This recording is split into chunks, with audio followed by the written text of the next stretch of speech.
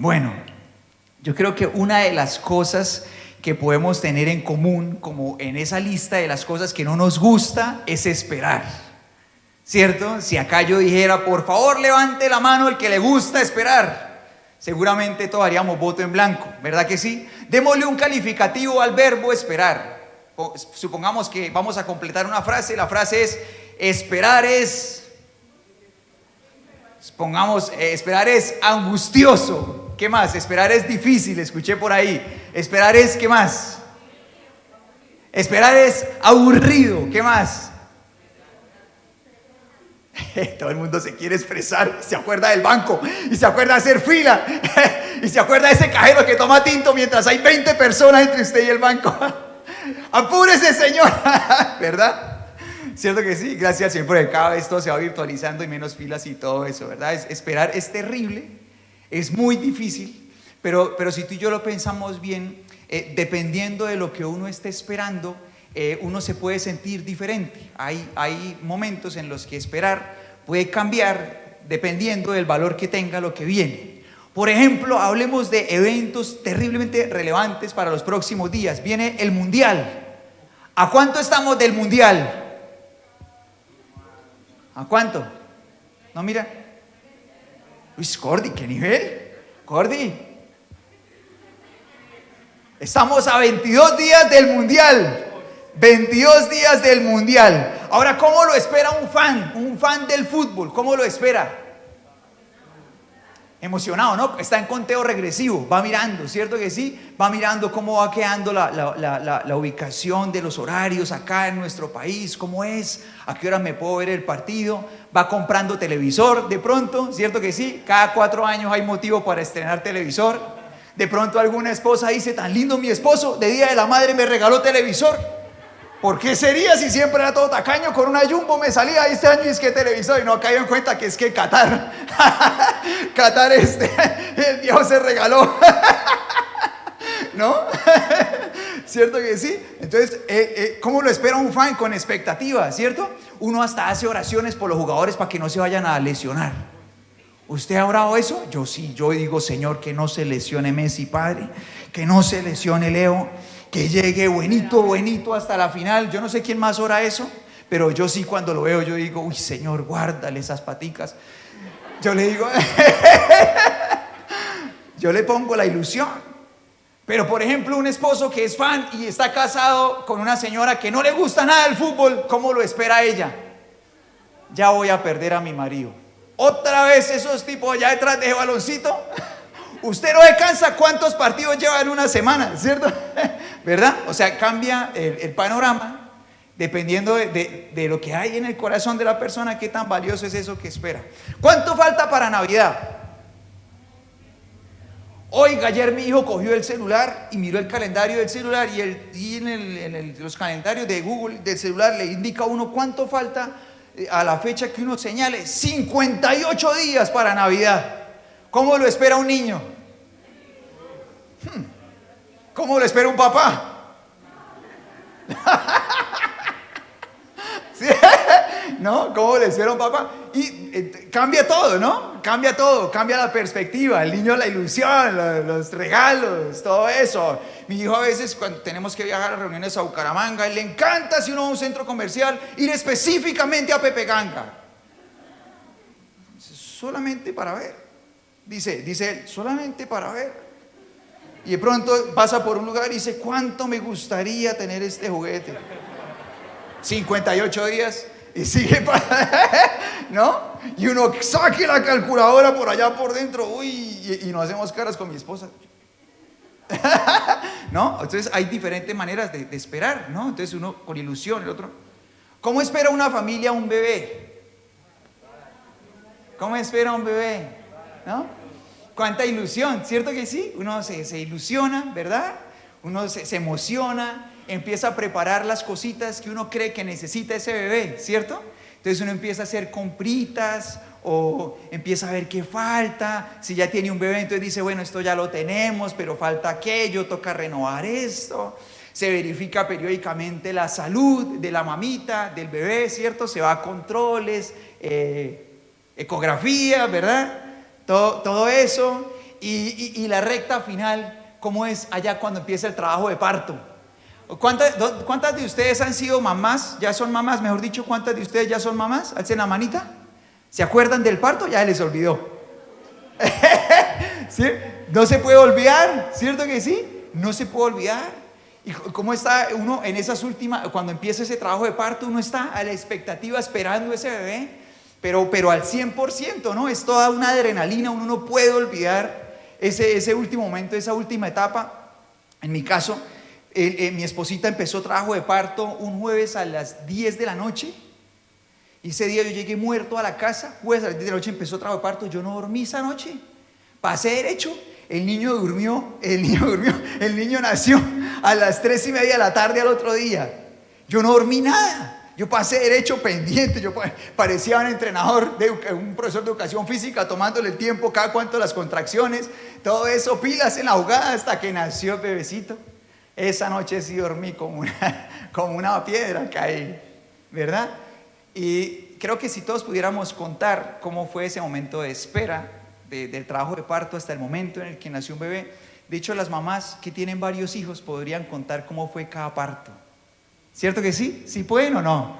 Sí pueden, sí pueden. Lo recuerda, mi madre recuerda cada parto y dice experiencias de cada parto, de cada uno de los 3 hijitos que el Señor le regaló. Ahora, cuando tú y yo pensamos en todo esto acerca de esperar y pensamos, por ejemplo, en esta expectativa en una familia, tú y yo podemos pensar en la expectativa que tenía Pablo cuando escribió esto, que está en la segunda carta a Timoteo, capítulo 4, versículos 7 y 8. Vamos a leerlo en voz alta, ¿listo? Leámoslo en voz alta, por favor, con todo el corazón, con muchísima atención. Aquí hay un hombre que ha estado esperando y dice la palabra del Señor así.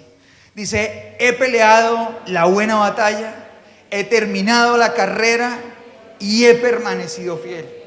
Ahora me espera el premio, la corona de justicia que el Señor, el juez justo, me dará el día de su regreso.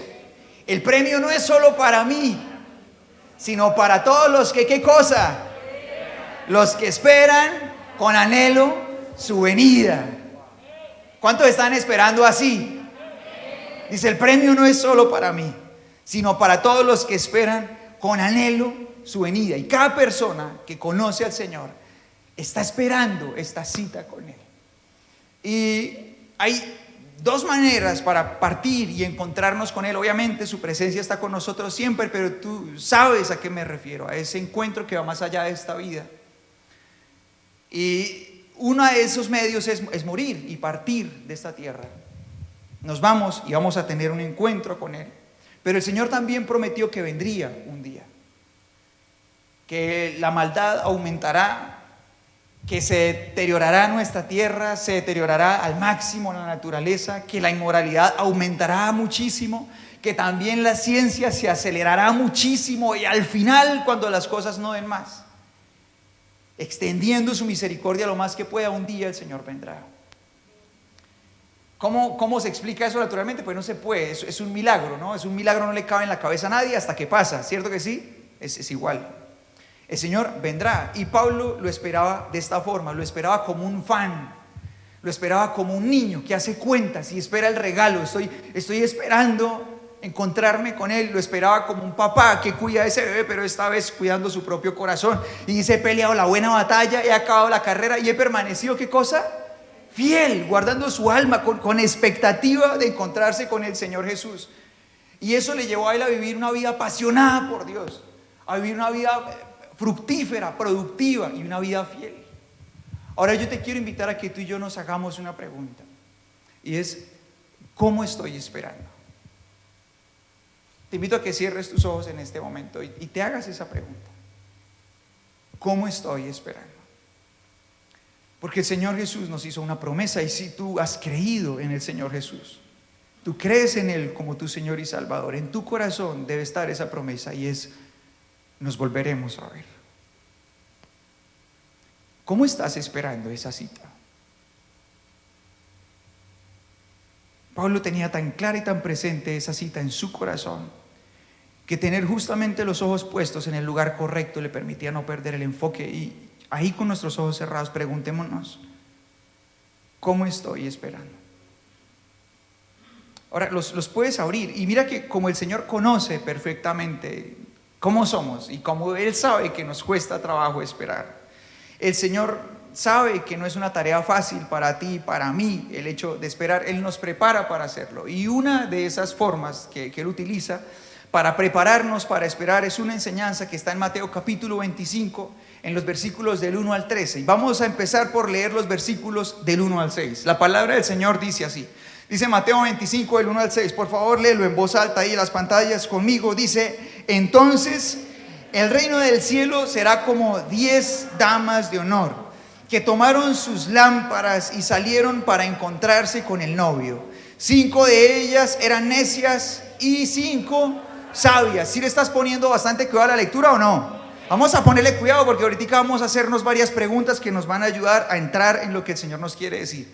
Dice el versículo 3: las 5 que eran necias no llevaron suficiente aceite de oliva para sus lámparas, pero las otras 5 fueron tan sabias que llevaron aceite extra.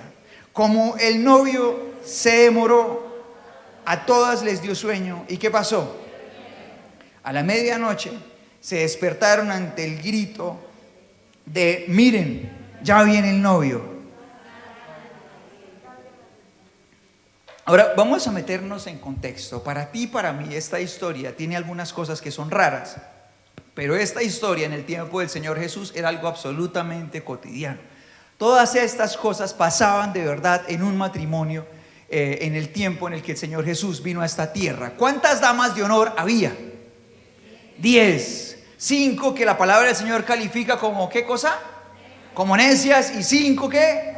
5 sabias. Esas 10 damas de honor era una corte que estaba lista para acompañar a pues una pareja que se iba a encontrar para tener un matrimonio. Pues un matrimonio en esa época, si en este tiempo es importante, en ese momento era mucho más significativo.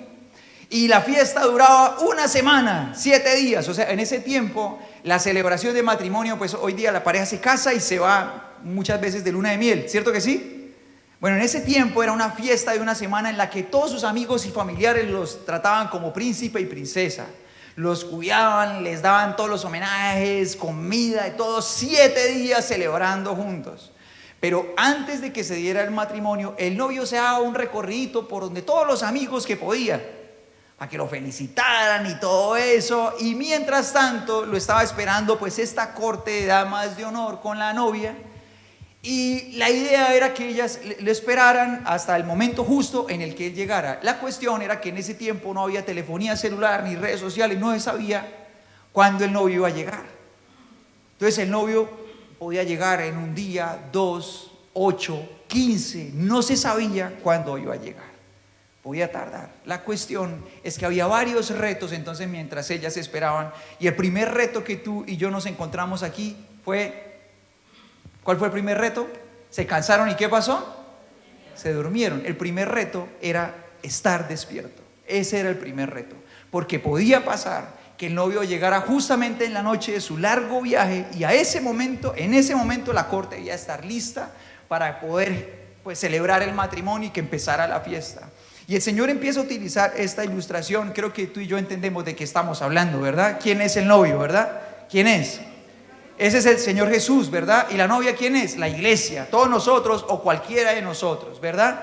Pero acá también el Señor nos permite estar en el lugar de esas damas de honor. Somos nosotros también, esperando al Señor, sirviéndole, estando ahí, amándolo a Él y amando también a la novia, atentos para que se pueda dar esa conexión. Y la idea es que estemos despiertos. Diga conmigo este primer reto. El primer reto es estar despierto. Este es el primer reto, estar despierto. La Biblia dice que como el novio tardó, como pasó el tiempo, el primer reto era mantener la lucidez al 100%. Y creo que por lo menos la mayoría de los que estamos aquí, si pensamos en nuestro camino con el Señor, tal vez podemos reconocer que todo el tiempo no hemos sido personas apasionadas por Dios. Tal vez si tenemos un camino con el Señor, todos los que estamos aquí podemos reconocer que hemos tenido tiempos en los que nuestra relación con el Señor ha sido como una de estas personas que se acostó a dormir. Nuestra relación con Dios empezó a adormecer. ¿Sí les ha pasado o no? Y tal vez no una sola vez nos ha pasado. sino 2 veces o 3 o varias veces se ha adormecido. ¿Y por qué podría sucedernos eso? Ahora yo te invito a que pienses otra vez en el ejemplo del embarazo. Entonces, cuando una familia está esperando a un bebecito, ¿qué tanta expectativa hay en el núcleo familiar? O sea, en la mamá, en el papá, en los hijos, ¿qué tanta expectativa hay? ¿Mucha o poquita? Muchísima, ¿no? Y si hay hermanitos, muchísima expectativa. Bueno, listo. Ahora, los nonitos no están en los abuelos, no están en el núcleo familiar, pero ¿tienen expectativa también o no? También tienen expectativa, los abuelos se emocionan y todo eso, ¿verdad? Ahora, salgamos un poquito más. Ahora, los amigos y otros familiares también tienen expectativa o no. ¿Tanta como los papás? ¿Tanta como los abuelos? No, los abuelos son más apasionados, ¿verdad?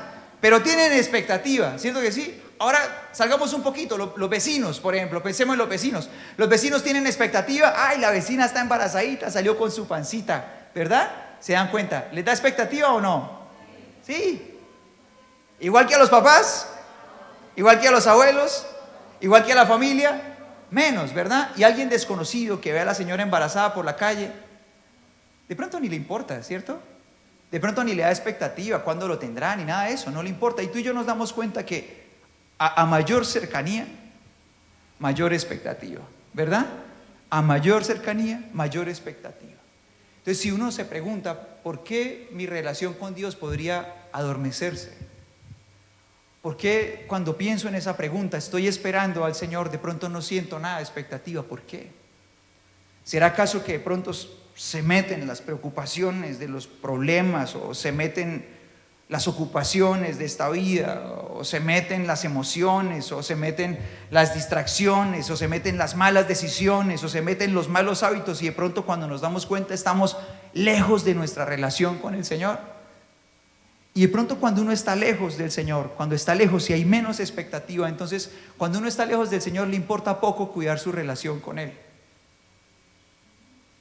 Si tú sientes en tu corazón que a ti no te importa hablar con Dios, es por esa sencilla razón. Hay poca conexión. Está lejos. Si a uno no le importa ser fiel a Dios, si no le importa defraudarlo, si no le importa ofenderlo, es porque uno no tiene esa conexión que podría haber tenido en otro momento de su vida. Si a uno no le importa fallarle a Dios y alejarse de Él, todas esas cosas indican que uno está lejos, y por eso mismo tampoco uno lo espera, no le importa esperarlo. No hay expectativa, porque uno está allí lejos, no es tan importante. Otras cosas son más importantes. Le importa a la gente que está cerca. ¿Sí están todos conmigo? Le importa a la gente que está cerca. Y mira, ¿cuántas de estas mujeres se durmieron?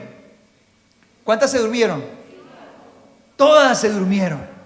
Lo impresionante es que no solamente se duermen las 5 que estaban así como menos comprometidas, todas se durmieron. Alguien que diga conmigo, todas. Todas se durmieron. Se durmieron las que llevaban poco aceite, se durmieron las necias, se durmieron las sabias, también se durmieron todas. Las personas más apasionadas por Dios también pueden tener un tiempo en su vida en el que su relación se adormezca si no cuidan tener su conexión con el Señor. O sea, no es un seguro haber sido un apasionado por Dios. En cualquier momento uno puede estar lejos de Él y no importarle ser fiel, ni amarlo, ni tener conexión con Él, ni esperarlo, nada de eso. Y sencillamente que su corazón se acueste a dormir y estar desprevenido. ¿Qué las despierta a todas? ¿Qué las despierta? Un anuncio. Un anuncio. Y el anuncio, ¿puede producción por favor regalarnos el versículo 6 otra vez? Y el anuncio era, miren, ya viene el novio, salgan a recibirlo. El anuncio era que el novio venía. Y el anuncio del Señor Jesús es la buena noticia, es su palabra. Lo que a ti y a mí nos mantiene despiertos es la palabra de Dios. ¿Cada cuánto necesitamos escuchar la palabra de Dios para mantenernos despiertos? Cuando ellas escucharon la palabra de Dios, ellas despertaron y reaccionaron. Y tal vez en este momento a alguien le esté pasando que mientras escucha esto que compartimos, su alma empieza a despertar. Y empieza a recordar que no siempre fue la misma persona, que tal vez no tenía un sentido de importancia por ser fiel a Dios o por amarlo. Tal vez mientras escucha esto, alguien recuerda que en otro tiempo le importaba levantarse todos los días y darle el primer lugar a Dios. Tal vez mientras escucha esto recuerda que le importaba fallarle a Dios en otra época. Tal vez mientras escucha esto alguien recuerda que le importaba servir a Dios en otra época. Pero ya no. Pero la palabra de Dios despierta el alma y le hace recordar. Sin importar quién haya sido uno, despreocupado, comprometido, la palabra de Dios lo hace despertar a uno. ¿Qué siente cada uno en su alma, en su corazón? Estas 10 mujeres sintieron un llamado que les hizo ponerse de pie. Y es lo que el Señor hace con su iglesia a través de su palabra. Tú y yo necesitamos su palabra todos los días. Tú y yo necesitamos ir a ella. Claro, cuando uno no va a ella no le importa. ¿Por qué? Porque mientras menos la escucha, más distancia toma. Menos le importa todo eso. Menos te va a importar. Mientras más distancia tomes, menos te va a importar. Hasta que un día vuelvas a oír su llamado y de nuevo despierta en tu corazón ese algo. En este momento despertaron las 10. Y oro con todo mi corazón porque esta palabra mantenga nuestro corazón despierto hoy y nos ayude a recordar quiénes somos y qué estamos esperando. Ahora, después de este primer reto, aparece un segundo reto en el versículo 7. Un segundo reto que ellas tenían. Y dice el versículo 7, y vamos a leer hasta el 9. La palabra del Señor dice así, leamos juntos. Dice, todas las damas de honor, ¿qué pasó? ¡Pum! Se levantaron. Dice, y prepararon sus lámparas. Entonces las 5 necias, ¿qué hicieron? Pidieron a las otras, por favor, dennos un poco de aceite, porque nuestras lámparas, ¿qué pasó? Se están apagando. Sin embargo, las sabias contestaron. Lee conmigo su respuesta, por favor, con mucha atención. Dice, no tenemos suficiente para todas. Vayan a una tienda y ¿qué cosa?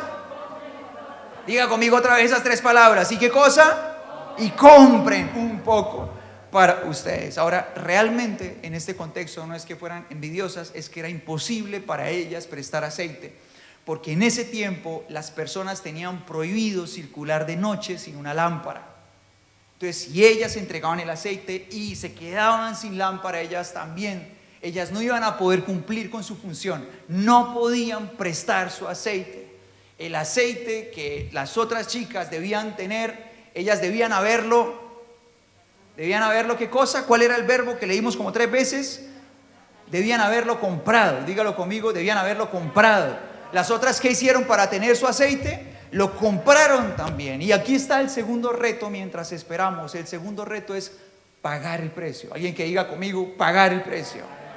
Pagar el precio. Ellas habían comprado su aceite y las otras lo querían regalado. Le dicen, no podemos, tienen que comprar el suyo propio, no podemos regalarlo. Y tú y yo entendemos aquí algo, y es que hay cosas que no podemos recibir como un regalo de alguien más. Hay cosas que tenemos que pagar. ¿Cómo qué? Como un talento, por ejemplo. Supongamos que tú eres estudiante de alguien en algo que tú admiras. Por ejemplo, tú entras a la escuela de fútbol de alguien que tú admiras como futbolista y tú quisieras jugar como esa persona. ¿Será que solamente con inscribirse a la escuela de fútbol de esa persona uno se convierte en alguien tan talentoso como él? ¿Qué hay que hacer? Alguien que diga conmigo, pagar el precio. Pagar el precio. Hay que entrenar, hay que trabajar. Hay que convertirse en una persona que sude lo mismo que él sudó o lo relativamente necesario para que su talento florezca igual que el de él. Ahora, para tener conocimiento, ¿alguien ha visto el meme del niño que está estudiando para... ¿Se ha visto? Que está estudiando para el parcial y empieza... Está sentado en el escritorio y por ahí el profesor ya va a repartir las hojas y el niño empieza, abre el cuadernito y pasa la hoja. Y pasa... ¿Cuánto sacaría el niño en el examen? ¿No? ¿Qué tenía que hacer el niño para pasar el examen? Estudiar. O sea, alguien que diga conmigo, pagar el precio. Pagar el precio, ¿verdad? Ahora, de pronto una pareja de amigos sale con otra pareja de amigos también. Y de pronto a esa parejita le parece tan lindo como la relación que tienen ellos, cómo se tratan de bien, cómo se conocen, cómo comparten. ¿Será que eso se pega así nomás? ¿Qué habrán hecho ellos? Invertir en esa relación, ¿verdad? Para que sea así de bonita. Invertir tiempo, conexión, invertir tantas cosas hermosas que se necesitan para tener una buena relación. ¿Qué se necesita para construir una buena relación de pareja? ¿Qué se necesita? Pagar el precio. Hay que pagar el precio. Hay que invertir tiempo, hay que ser humilde, hay que pedir perdón, hay que dialogar, hay que buscar al Señor para que Él lo llene a uno de amor verdadero. Todas esas cosas hay que pagar el precio. ¿Qué pasa con nuestra relación con Dios? ¿Será que se necesita pagar el precio o no? Necesitamos pagar el precio. En la relación con Dios uno no puede vivir de oraciones ajenas. Y una persona puede acostumbrarse a que cada vez que necesita de Dios, entonces acude a alguien para que ore, y cuando esa persona ora, entonces la persona siente paz interior. Pero eso no representa que esa persona realmente tenga conexión con Dios. No se puede vivir de oraciones ajenas, se necesita pagar el precio. Cada persona debe recorrer su propio camino con Dios. Entonces una persona, por ejemplo, puede sentirse muy inspirada por su líder, por uno de sus pastores, y decir, wow, cómo los admiro por su relación con Dios, nuestro pastor Eliseo, nuestra pastora Noemí, y ser inspirados por ellos. Pero pues qué bendición sus vidas. Pero si uno quiere tener una relación con Dios como la de aquella persona que lo inspira, uno tiene que recorrer ese mismo camino y pagar el precio uno mismo. ¿Sí? ¿Sí está conmigo o no? Uno tiene que encontrarse con Dios y conocerlo a Él personalmente, pagar el precio. Ahora, uno no puede vivir solamente de escuchar la palabra de Dios, uno tiene que ponerla en práctica, como hablamos al principio.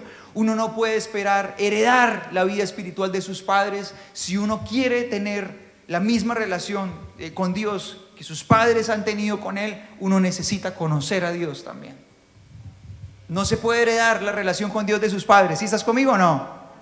Tampoco ingenuamente un padre puede pensar que sencillamente le puede dar como herencia a sus hijos su relación con Dios. Eso es imposible. Cada persona necesita recorrer su propio camino y pagar su propio precio para tener un corazón encendido como esa lamparita.